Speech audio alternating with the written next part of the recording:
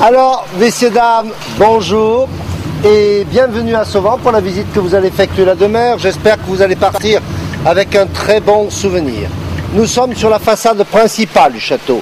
C'est ici que l'on vivait, côté jardin, comme à Versailles. Eh bien, Sauvant a été construit en 1719 par Joseph de Forbin-Janson, qui était seigneur de Mannes et qui résidait dans la citadelle de Mannes, qui est au village. Les travaux ont été interrompus en 1720 à cause de la peste qui a sévi dans la région. Et ensuite, les travaux ont repris en 1721 jusqu'en 1728. Malheureusement, Joseph de Forbin-Janson est mort en 28 et les travaux, malheureusement, se sont arrêtés. Et ce qui explique qu'une grande partie de la décoration intérieure du château et même extérieure n'a pas pu être réalisée.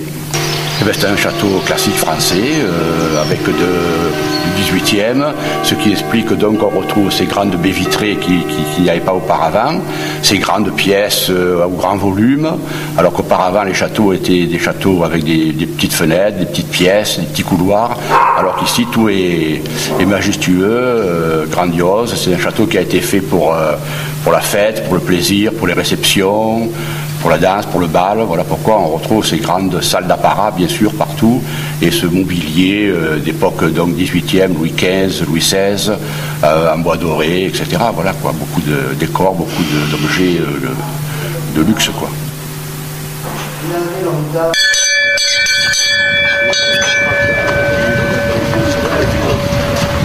Alors nous sommes ici dans le hall d'entrée classé par les monuments historiques pour son architecture, avec la superbe cage d'escalier et ses voluptes. On y apprécie aussi la chaise à porteur du XVIIIe siècle, avec le costume à l'intérieur de M. de Forbin. Ici, c'est l'ami Pierre Magnan, l'auteur bien connu, qui a dormi ici aussi.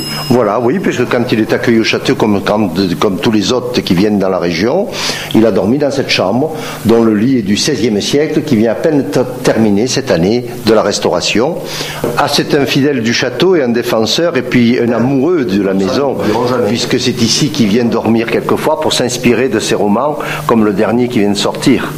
Cette chambre a été elle aussi utilisée par un personnage célèbre, notamment de la Révolution française. Alors c'est Mirabeau, bien sûr, puisque lorsqu'il allait sur Gap, Sisteron, Digne, bien pris par l'anime ou la fatigue, il a fait quelques fois halte au château et il a dormi dans cette chambre. D'ailleurs, on a son buste, on a une gravure de lui, et cette pièce est à l'origine comme elle avait été à l'époque. Voilà, avec de très beaux tissus du 18e, couverture en 18e siècle. Eh bien, on est ici depuis 1981. Nous sommes rentrés à Sauvant le 15 mars 81. Ça fait un moment déjà maintenant, bien sûr. Et bien les travaux, on a refait une grande partie de la toiture, car quand nous sommes rentrés ici, il pleuvait partout dans le château. Toutes les vitres du château étaient cassées, donc il a fallu les remplacer. Il y avait une vingtaine de fenêtres qui étaient entièrement murées, qui avaient été murées sous le directoire à cause des impôts sur les ouvertures. Parce qu'on a refait aussi des plafonds intérieurs, puisque tous les plafonds du premier étage particulièrement étaient tous crevés. Et puis surtout, on a fait aussi à l'extérieur, le parc, il n'y avait rien dans le parc. Il n'y avait que les platanes et les marronniers. Donc c'est nous qui depuis 81-82 avons planté tout le reste, tous les arbres qui sont dans le parc partout, les pelouses, les ifs, les buis. C'est nous qui avons remis la pièce d'eau en état, parce que quand nous sommes arrivés, elle était vide. Elle servait de dépotoir.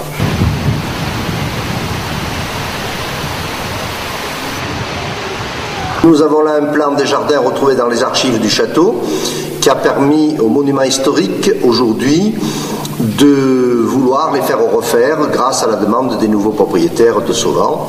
Monsieur Flavini nous a remis en juin 2008, c'est récent, étude préalable pour la reconstitution du parc et des jardins, où là on prévoit déjà les futurs jardins qui s'inspirent des plans d'origine et qui ont été légèrement adaptés et modifiés.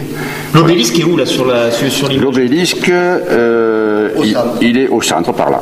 Voilà, ici au centre. Voilà. Là, on retrouve le 4 hectares. Là, on retrouve le gros chêne qui est actuellement. Ce qui est intéressant aussi, c'est qu'il a prévu des jardins à la française, mais avec une inspiration contemporaine. Ne pas faire une pâle copie de jardins à la française de Versailles ou de Vaux-le-Vicomte, ça sera à la française bien sûr, mais avec des créations contemporaines au point de vue taille d'arbres, taille des scènes de parterre. À quel horizon on pourra aller? On pourra peut-être mettre les premières foulées à l'intérieur de ces jardins. Ça dépend en grande partie du ministère de la Culture, des monuments historiques, du Conseil général, s'ils ont des moyens financiers pour nous aider, quoi. Ça dépend en grande partie d'eux, bien sûr.